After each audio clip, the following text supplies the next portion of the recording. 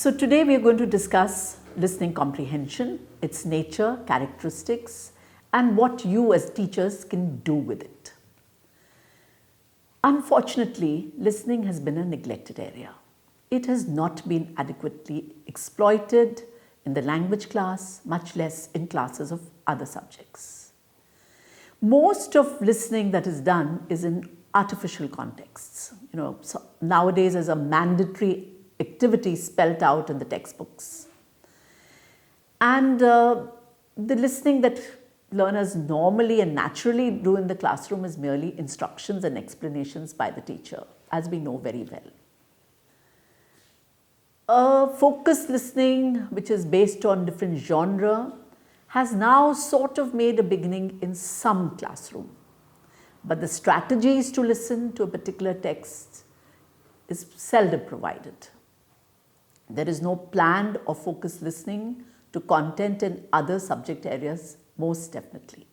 Apart from, of course, teacher talk. And since the entrance tests also concentrate on reading, writing and grammar, so speaking and listening is again neglected. But let's ask this question, why has listening been neglected so far? One, because it is viewed as a passive skill, which is difficult to assess and evaluate. And you know how teachers, we as teachers, we love to assess and evaluate. Then teachers believe that listening activities take up a lot of teaching learning time. So we have to finish our, there's a time constraint, we have to finish the syllabus. So we rather present new language items to the class. And so subject teachers do not focus on listening at all in any conscious way. It's just part of explanation. There is no systematic instruction, there's no evaluation as there is for reading and writing. And a lot of teachers believe that this skill would be automatically picked up through exposure to the target language. And for subject teachers, since the exam entails reading and learning of facts, so they miss out on recorded descriptions, tasks, interviews or discussions which would actually enrich the content. They concentrate primarily on the textbooks. They forget about the other aspects, including debates, including other kind of panel discussions which could be part of the subject matter. Why is listening important? Listening is actually the foundation of literacy during infancy. You know, how do children learn a language? They learn a language just by listening. And that is actually the first vocabulary that any child acquires. The vocabulary of the caregivers, of the other people in the social network. And reading and writing comes much, much later. And there would be actually no language without the oral component and the non-verbal. But this is missed out. This is not considered. And in fact, life itself requires listening. Whether it's your study, it's your work, even if you run businesses or run governments, you just know that listening is very, very important. It is important because of educational excursions that we can take, the interaction with experts, whether when we are watching TV, for example, or YouTube, when we are watching, when you're listening to professionals who come, it's very, very important. Then how do you pick up the vocabulary and patterns of spoken language? You know, unless you listen, because remember, spoken discourse is very different from written language. Then formulaic language, you know, may I help you? Ma'am, can I go to the washroom? This kind of language, the polite language, the formulaic language, which is actually part of a culture of a language, is only picked up through listening. New grammatical structures, when a speaker uses expressions, that is also picked up via listening. New vocabulary is picked up, especially when you talk about language across the curriculum, which is from different subjects, science, physics, which is technical, picked up again through listening. New phonological patterns. Also, what are the permissible combination of sounds Do you say school, or do you say school, or do you say school? This is also picked up through listening. And then, of course, pragmatic information, which is, your stress, your tone. Are you angry or are you calm? Your body language. All this is part of this whole business of listening. So, listening is basic to oral skills. And we have two ways of looking at it. Of course, the fluency part of it, when we pay attention to keywords, use non-linguistic cues by attending to visual signs. You pay attention to physical movements, and then you arrive at meaning making. And then you have accuracy, which is the ability to decode pieces of connected speech. Noticing word boundaries, for example, understanding this whole business of prefixes and suffixes. So what should the goal be? So when we teach listening, we should of course have to concentrate on pronunciation, the ability to discriminate between sounds and utterances. Modeling. For example, we know that it has to be I am, wheel in connected speech. We say, I like him for breakfast. I like him for breakfast. It was a good movie. So how language is spoken, you get through listening. Then if you're talking about history, how do you obtain facts? What is the sequence of facts? What is the chronology? All through listenings. Also, when we're teaching language, we have to pay attention to different things like what is the difference between talks, interviews, formal interactions. What happens when we say at the outset? And when do we say, I would like to welcome so and so? So all this is part of language teaching. Or when you think about pragmatic input. For example, when you begin something with, I'm afraid. Are you really afraid? Or are you expressing dissatisfaction, warning, complaint? Or when you're using evasive language. So all this is when we listen to people. And then of course, when we don't understand, when we give feedback that we've missed the main idea. So you say, what I really mean was, or what did you really mean? All this happens in the listening process. And this has to be taught. Now, what are the learner concerns? The learner concerns are that they do not have concrete evidence that they are making progress in the skill. Because how does the teacher evaluate? That's a big problem, which we have to sort out. And that listening happens in real time, which means that it is supposed to be understood at the moment in order to make a suitable response. One cannot play it back in one's mind to decipher its meaning. So that becomes a little problematic for learners. So learners also sort of hesitate. Then they haven't learned to separate the grain from the chaff. So that is that they haven't, they have not been taught the difference between a fact and an opinion, between expressions, do not have the ability to focus on keywords. They have little practicing in noticing the strong and weak forms of words. For example, I want to go to Bombay. So you don't say, I want to go to Bombay or Mumbai. So you don't say, I want to go to Mumbai. You say, I want to go to Mumbai. I want to go to Mumbai. So what is the strong form and what is the weak form? They have to be taught that, and this is their concern, because when they read, they will say, I want to go to Mumbai, instead of, I want to go to Mumbai. So there is a need for modeling good listening behavior. As teachers, we should put aside any other work and pay attention to the child. Make a note of significant points and ask questions to clarify, or repeat to confirm if that is what the child meant, to show that you're registering what the child is saying. Make eye contact with the child, ask questions to clarify, allow the child to complete what he or she is saying without interrupting, and then ask your questions. Then, of course, in learning across the curriculum, we know that different subjects offer varied contexts that could involve discussion, comparison and contrast, descriptions, making inferences, arguing, recounting, explaining, and so on. So, for all this, listening is very important. And we know that language contributes to cognitive development.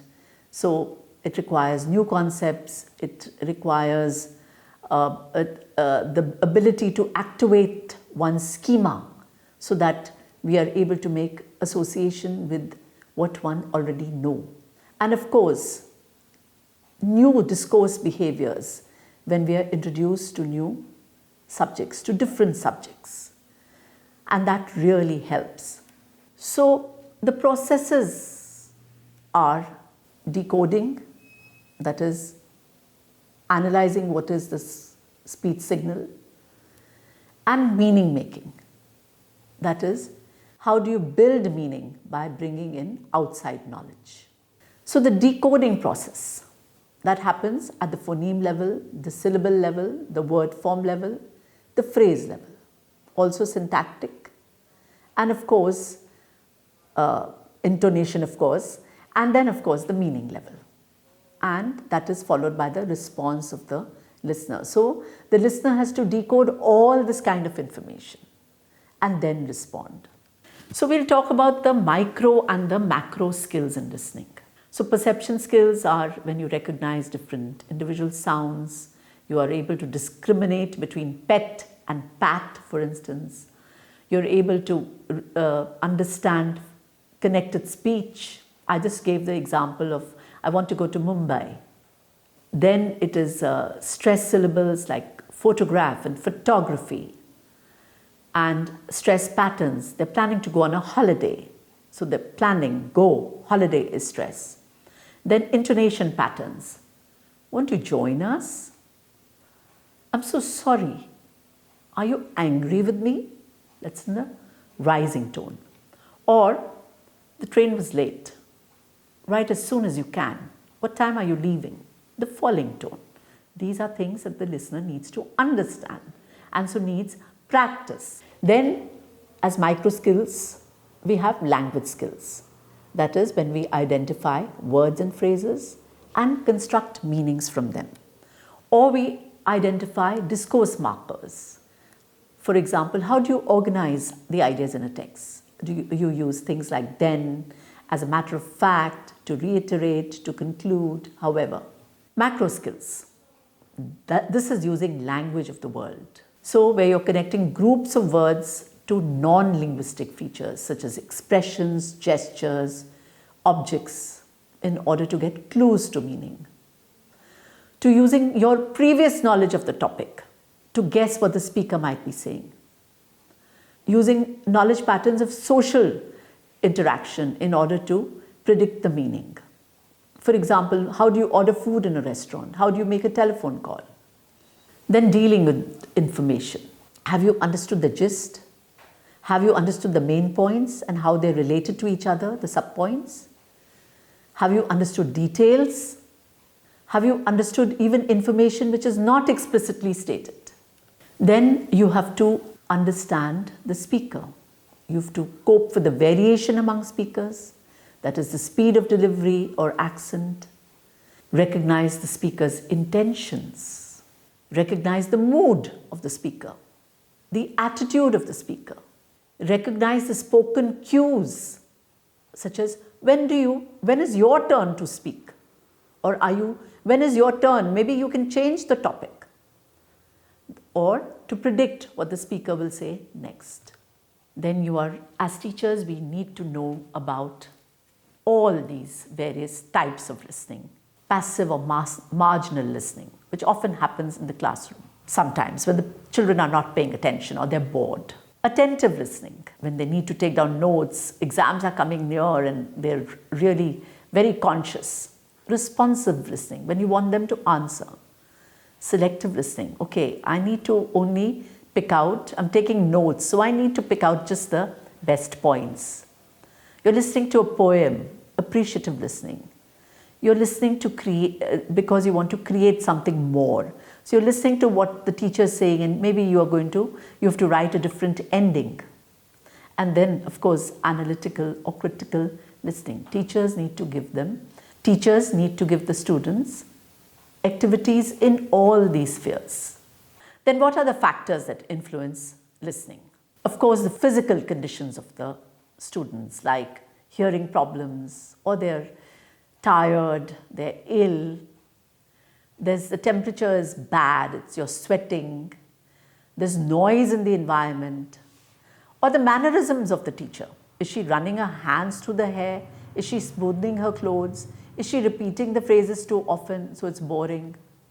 Then psychological factors. It could be boredom, lack of interest, improper attitude towards the school and the teacher. And then, of course, prejudice and misconception about the topic. Then experiential background. We all grow out of our pleasant or unpleasant experiences. So these sometimes lead to lack of interest. It leads to some kind of an antagonistic attitude, which might have grown out of unhappy experiences. So this also influences our listening. And then, of course, the listening vocabulary. Do we have enough vocabulary to be able to understand what the speaker is saying?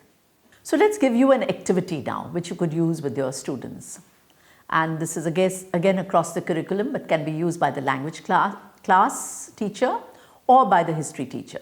Read a comparison between the Mohenjo-daro and Harappa civilizations and indicate the similarities and differences and unique characteristics of each. And then you can have them talk about the general description, geographical position, architecture, health and hygiene, sculpture, economy, science, whether there was any religion, artifacts, and so on.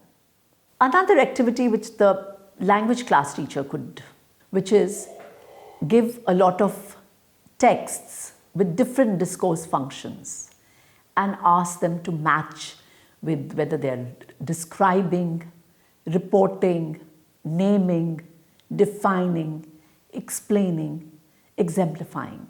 So this is both a language activity and across the curriculum kind of activity. So they have to talk about the text as well as the subject. A really interesting activity which all teachers could have in their classroom.